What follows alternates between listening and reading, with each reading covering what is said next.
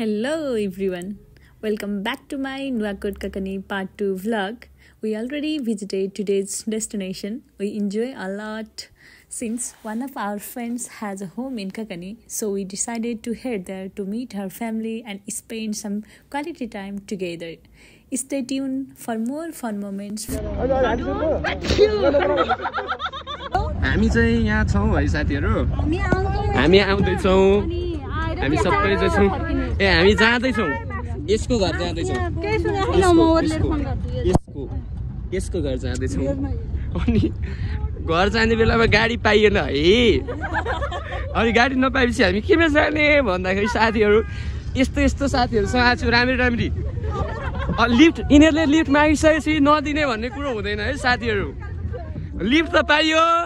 तर केमा पाइयो भन्दाखेरि यसमा पाइयो ल है साथीहरु यस्तो छ है भ्यू चाहिँ हेर्नु होला है बुतेलाई घाम भन्छ अरे दादा अरे साथीहरु हामी यतापट्टि छौं है साथीहरु हाम्रो चाहिँ यस्तो छ है यात्रा यस्तो छ यहाँ हुनुहुन्छ सुस्मिताजी उहाँको पछाडि हुन्छ सन्ध्याजी माथि सदीक्षाजी यता सङ्गीताजी यता हाडी गोप्टे एन्ड एभ्रीवन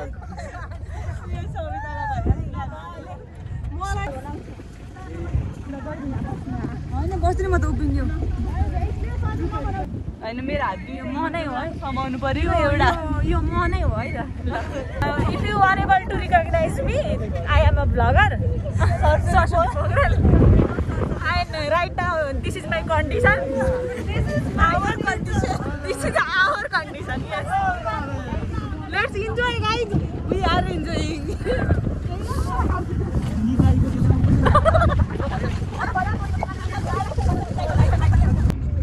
राम स्ट्रबेरी सादा गरम पुग्दासम्म के हुने हो थाहा छैन यिनको हालत दुईटीमा आउँछ नि मेरो ढाड किन This is truly adventurous story. Madula udaundai. Aya hilo udaunde.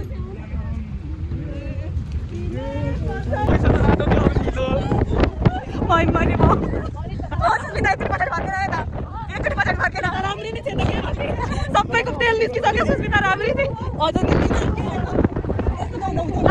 Everest her processing PT आल्टिटी कति बारा छ रवि कति हैन सुपारी बोल्दिनु गाइस खै परेलीमा यो सरी खाइरा खाना अंगालो let's see and here last दुलो गाइस यति दुलो छ यो ककनी हेर त यो विकसित पासङ लामो मार्ग कि हाइवे अरे नाम कति लेख्छ यो बाटो आँखा हेर्न सकिँदैन हेर गाइस यहाँ तल भिर हामी के गर्नु पहाड तराई झरे जतिकै छ धुलो एन्ड लेट्स सी माई पेन्टको हालत त अझ के ल्यायो I don't know I think स्ट्रबेरीले नै होला अब जान्न होला आई थिङ्क हे राम होइन सविताको घर जाने बाटो है गाइस ल रमाइलो छ भिरै भिर पाखै पाखा कोही अगाडि कोही पछाडि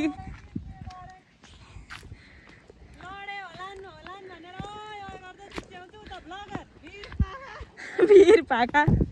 यो भैँसीलाई कुडो पकाउने भाँडो है भैँसी छन् ए भैँसी गाई पनि गाई हो ल यो आज मैले सविताको गाउँ एक्सप्लोर गर्दैछु गाइस ल गाइस अवस्था हेर है त guys look at me look at us कता हिँडेको बुट बोकेर चप्पल बोकेर स्ट्रबेरी बोकेर आया भनेर सविताको घर एक्सप्लोर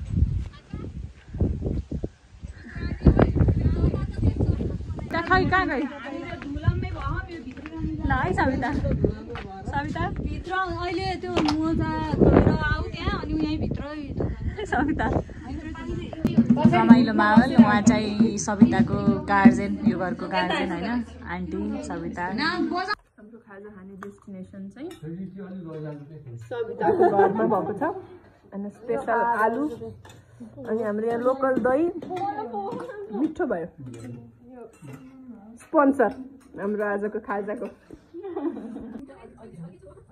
को पतिरा छ अलिक जति खाना दे पनि खाना नदिएर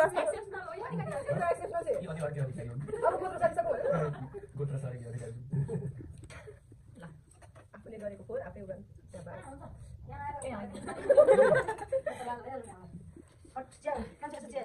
फाइनली हामी चाहिँ अब खाजा खाइसकेर अब चाहिँ चिया खाँदैछ यिनीहरू अनि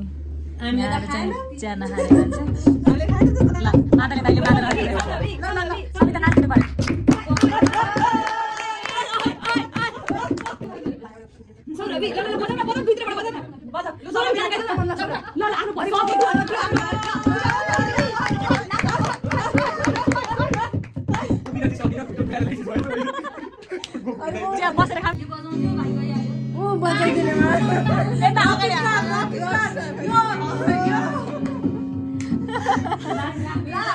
यस्तो रमाइलो पनि सेलेना गइरे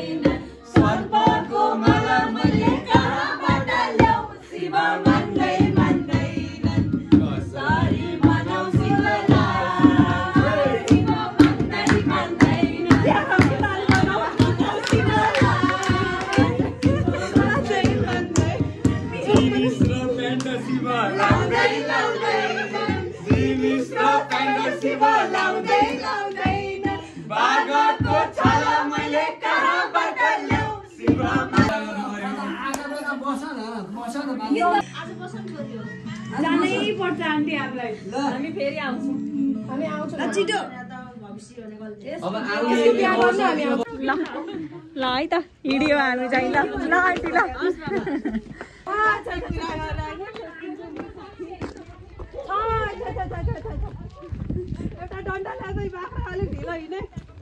सविताको घर आएर पनि एकदमै रमाइलो भयो अनि अब चाहिँ घर लाग्दैछौँ रात पर्न थालिसक्यो पानी पनि पर्दैछ तपाईहरु देख्न सक्नुहुन्छ पछाडि मौसम अझै कति धेरै हिँड्न पनि छ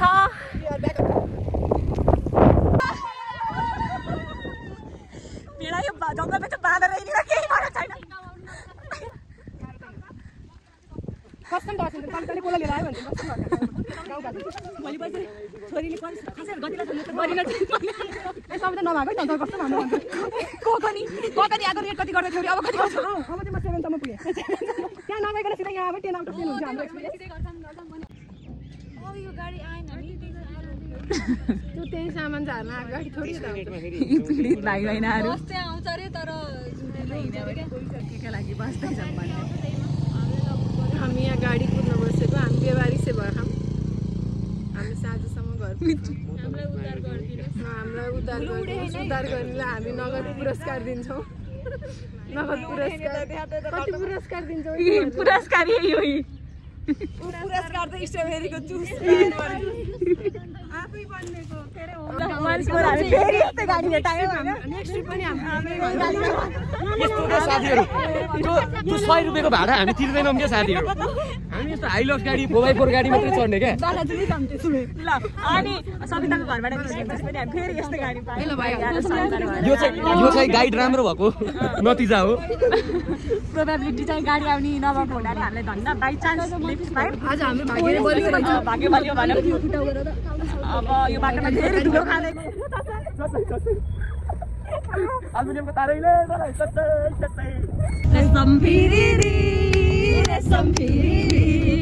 उडेर जाऊ कि डाँडामा भन्ज्याङ रेशम फिरिरी रेशम फिरिरी रेशम फिरिरी उडेर जाऊ कि डाँडामा भन्ज्याङ रेशम फिरिरी बन्दुक दुईनाले बन्दुक मृगलाई ताकेको मृगलाई मैले ताकेको होइन मायालाई डाकेको रेशम फिरिरी रेशम फिरिरी उडेर जाऊ कि डाँडामा भन्ज्याङ रेशम फिरिरी उदुकै हुन्छु म त्यहाँबाट क्या हो पल्लो गोलो कमिलाको गोलो कमिलोको गोलो यस्तो पोको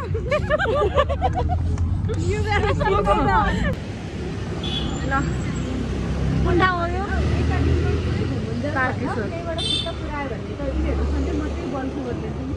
अब हाम्रो घर जाने छलफल हुँदैछ फाइनल्ली